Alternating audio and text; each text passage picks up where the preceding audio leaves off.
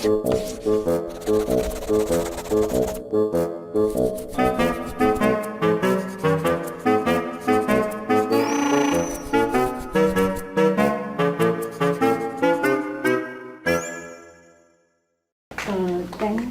Guangxin, for the introduction, and good afternoon to everyone. First of all, I would like to thank Guangxin and the summer school for inviting me to be one of the discussants responding to Artist Nandi's paper. I'm happy to exchange my thoughts with all of you here. This is actually my second time responding to Nandi's paper. Every time I'm actually like skating on thin ice. I have to be really careful, but at the same time, really looking forward to it. The topic of Nandi's paper is very straightforward. It sets out to read the problematic memory work, exploring its multiplicity and complicated references. It is like walking through a dense forest. You will discover many secret pathways and signs. They are intricate, but at the same time, independence and interdependence. Memories are part of our daily lives. They are active factors within our deep consciousness. They do not work like computer operating systems, which only save and archive. Although they also have the function and form of archiving, they save, I name it as a consciousness metric, which governs humans' activity in terms of spirituality, feelings, cognition, and judgment, and subjected to the political, social, and cultural context. What strikes me amazingly is the way Nandi unfolding the psychoanalytic approach, which he is good at, on how to access to knowledge system of memory work, in which he throws out many important questions such as, firstly, what kind of knowledge system is memory? What are the cultural forms and structures of memories, which also involve the language problem as central in the construction progress? How do we categorize, manage, and analyze memory?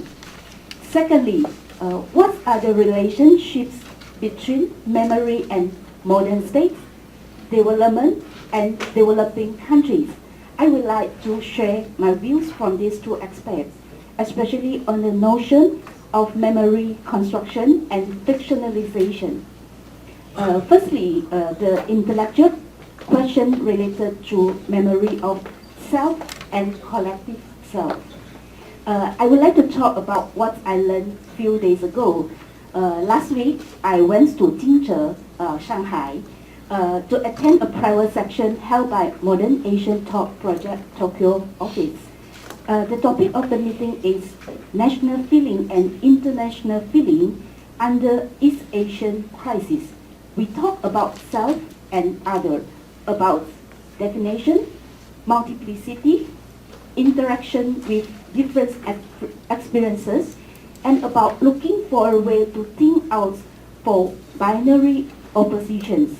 During the meeting, Nandi's idea of multiplied self became the highlight of our discussion.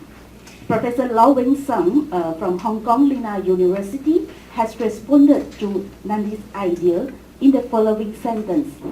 The so-called self is not a given and unchanging self.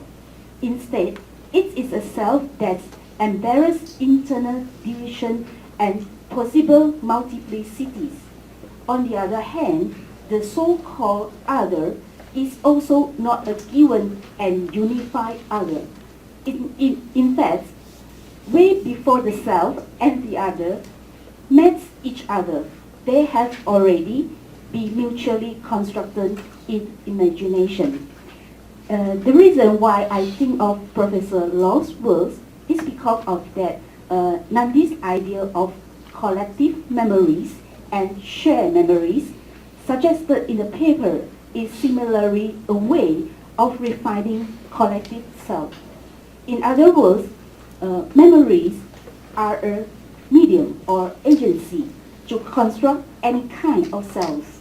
They are divided into national self, collective self, and other various forms, as they are completely manipulated by memory work and by the way of constructing others.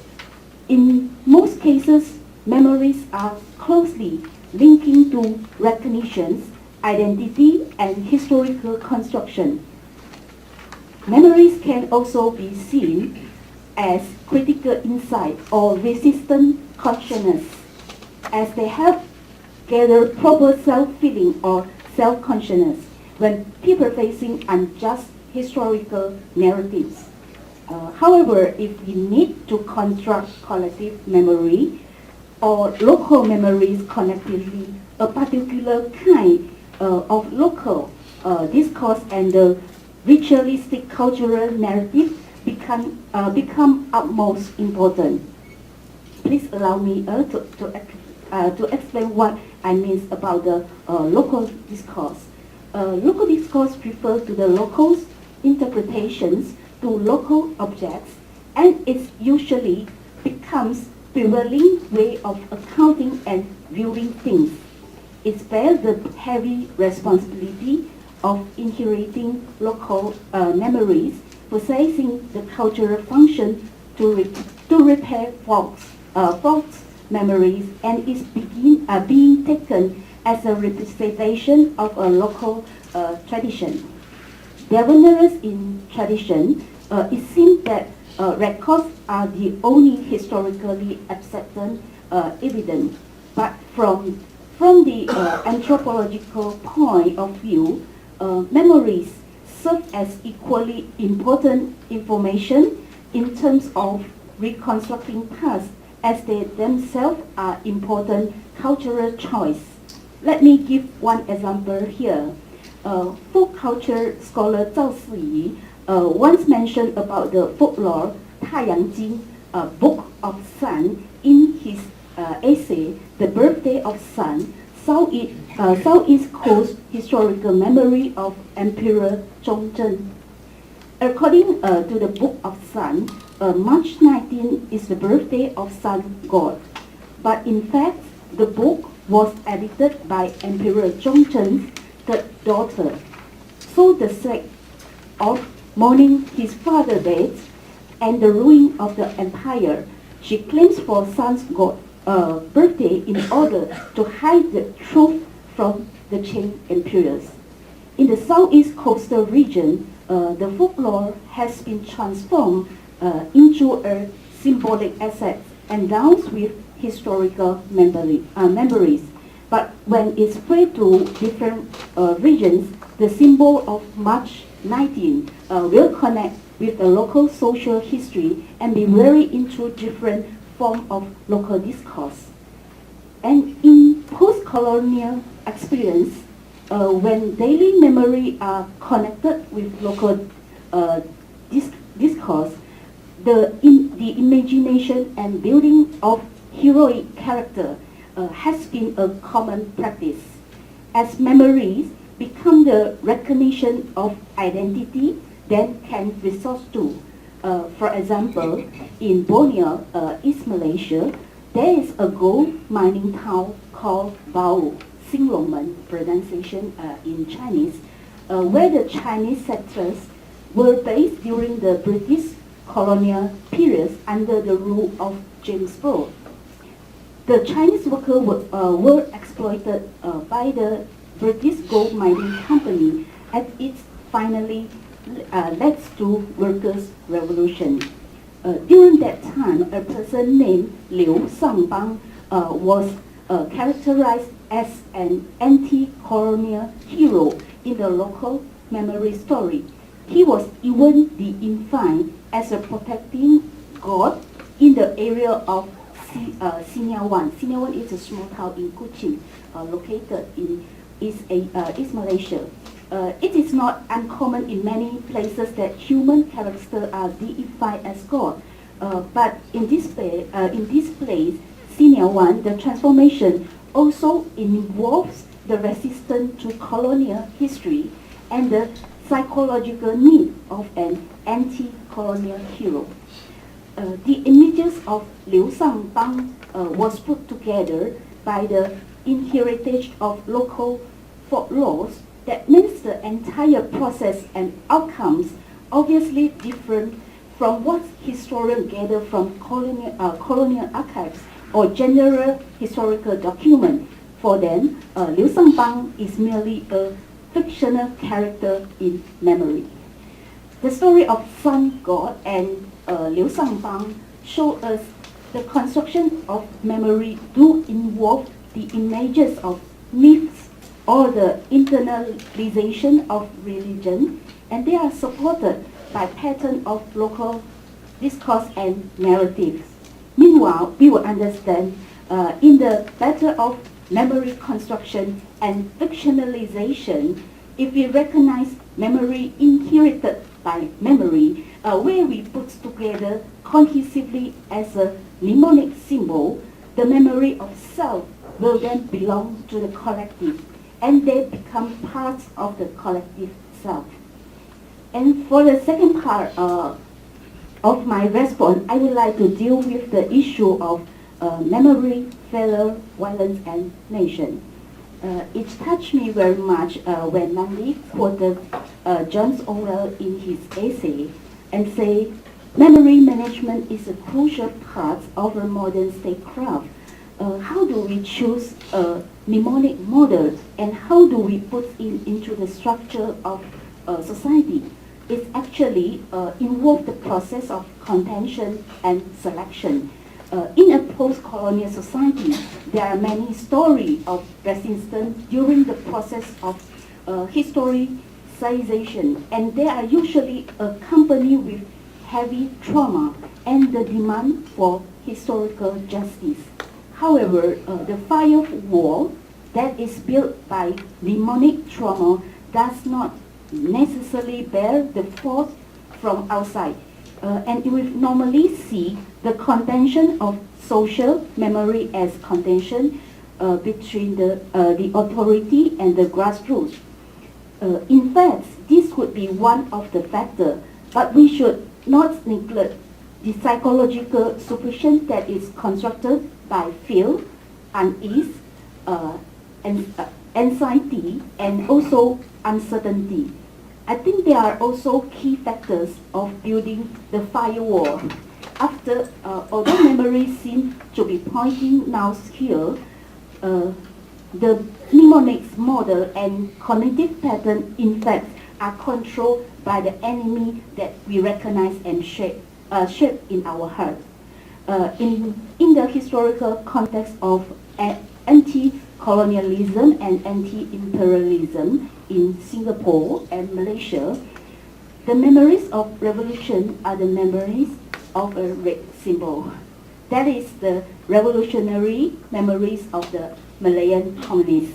Whether they are in written record, oral history, or fictional works.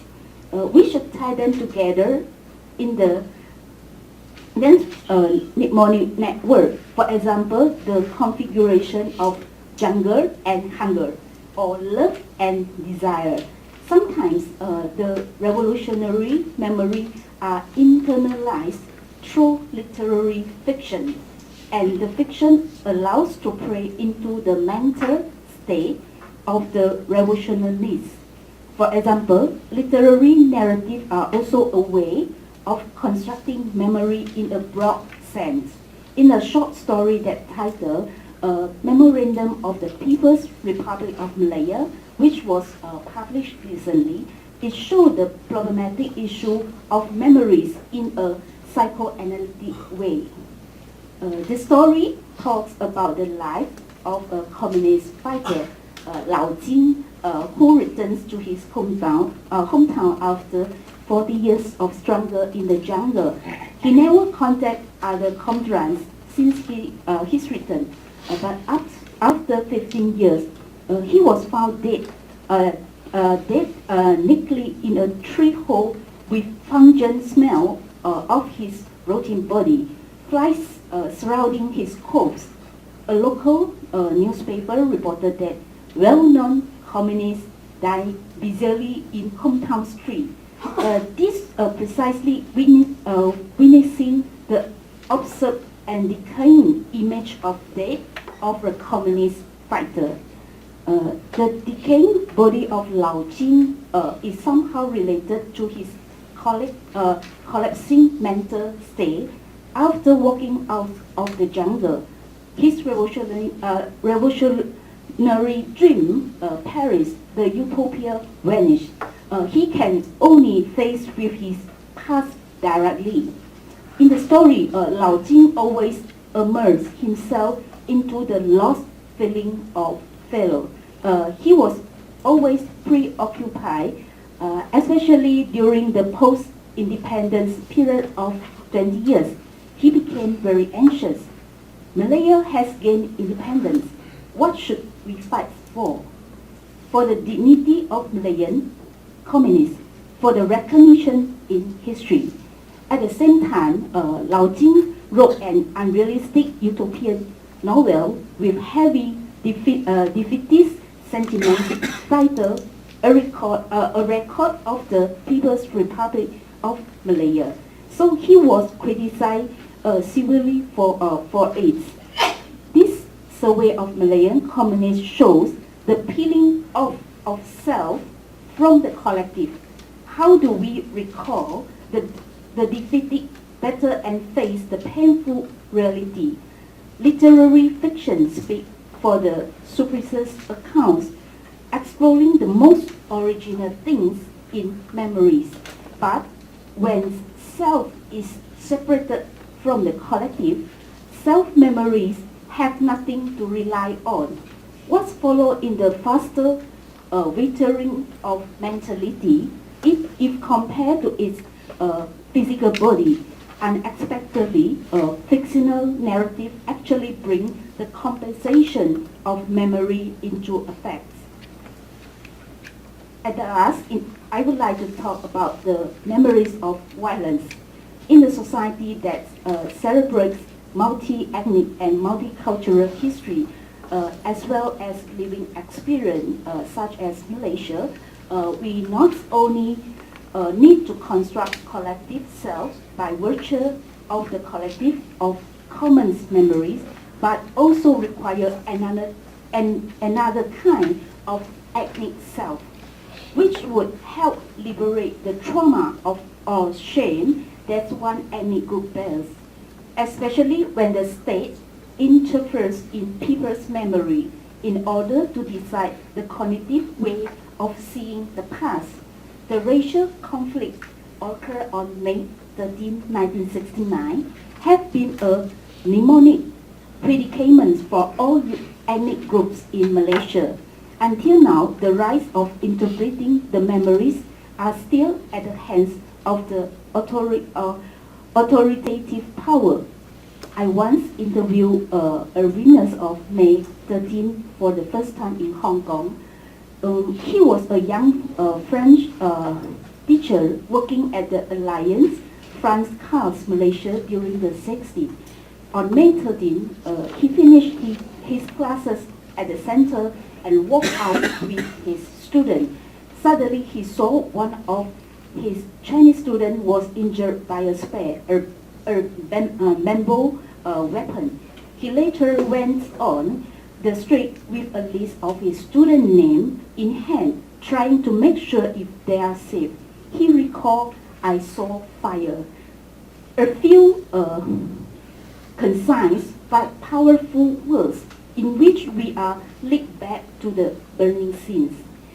Historian Eric Hobsbawm once reminded that under the circumstances of preceding problems and expectations, people usually look for what they want to find in memory, but not going through the entire historical memories, especially when the part of history is misunderstood or is covered by the authority.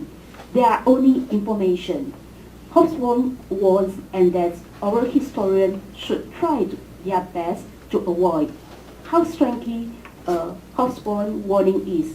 However, I would like to say no history can survive without memories. and experiences. And that is what makes the memory work so important. Okay, thank you.